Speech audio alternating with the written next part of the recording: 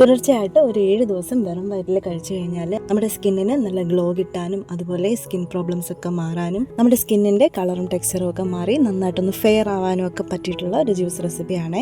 അതുമാത്രമല്ല, ഇത് പതിവാക്കുന്നത് വഴി ഈ ഒരു ചൂടിൽ നിന്നും നമ്മുടെ ശരീരത്തിനെ സംരക്ഷിക്കാനും നമ്മുടെ കുടലിന്റെ ആരോഗ്യത്തിനെ സംരക്ഷിക്കാനും ഒക്കെ ഏറ്റവും ബെറ്റർ ആയിട്ടുള്ള ഒരു ഫ്രൂട്ടാണ് ഈ ഒരു പപ്പായ. വേഗം തന്നെ വീഡിയോയിലോട്ട് പോവാം. അതിനു വേണ്ടിയിട്ട് ഞാനിവിടെ നന്നായിട്ട് പഴുത്തിട്ടുള്ള ഒരു പപ്പായാണ് എടുത്തിട്ടുള്ളത്.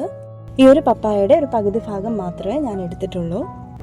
ഞാനിപ്പോൾ ഇതൊരു ബ്ലെൻഡറിലേക്ക് മാറ്റിയിട്ടുണ്ട്. ഇനി ഇതിലേക്ക് നമുക്ക് കുറച്ച് റൈസിൻസും അതുപോലെ ബദാമും ചേർക്കാം. ഞാനിത് രണ്ടും കുതിർത്ത് വെച്ചിട്ടുണ്ടായിരുന്നതാണ് കേട്ടോ. ഏകദേശം ഒരു അരമണിക്കൂറെങ്കിലും കുതിർത്തിട്ടുണ്ടായിരുന്നു.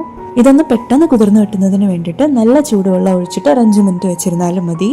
ഇനി ഇതിലേക്കൊരു 4-5 ഡേറ്റ്സ് കൂടി ചേർത്ത് കൊടുക്കാം. സോഫ്റ്റ് ആയിട്ടുള്ള ഡേറ്റ്സ് ആണെന്നുണ്ടെങ്കിൽ പെട്ടെന്ന് അരഞ്ഞു കിട്ടും. അല്ലാന്നുണ്ടെങ്കിൽ ഇതുപോലെ പാലിലോ വെള്ളത്തിലോ ഒക്കെ ഒന്ന് കുതിർത്ത് വെച്ചതിന് ശേഷം ചേർക്കുകയാണെന്നുണ്ടെങ്കിൽ പെട്ടെന്ന് തന്നെ അരഞ്ഞു കിട്ടും. ഇനി ഇതിലേക്ക് നമുക്ക് നന്നായിട്ട് തണുത്തിട്ടുള്ള പാലാണ് കേട്ടോ വേണ്ടത്.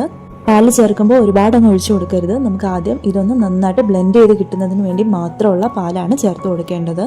ഇനി ഇതിലേക്കൊരു 3-4 ഏലക്കായ കൂടി ചേർത്ത് കൊടുക്കാം. ഏലക്കയുടെ ഫ്ലേവർ ഇഷ്ടമല്ലാത്തവർക്ക് അത് സ്കിപ്പ് ചെയ്യാവുന്നതാണ്.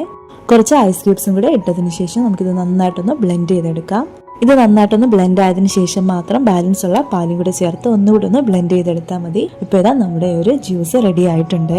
ഇതിലേക്ക് ഞാൻ പഞ്ചസാര ചേർത്തിട്ടുണ്ടായിരുന്നില്ല. നിങ്ങൾക്ക് വേണമെന്നുണ്ടെങ്കിൽ പഞ്ചസാര ചേർത്ത് കൊടുക്കാം. അല്ലാന്നുണ്ടെങ്കിൽ ഡേറ്റ്സിന്റെ അളവൊക്കെ കൂട്ടിയെടുക്കാം കേട്ടോ.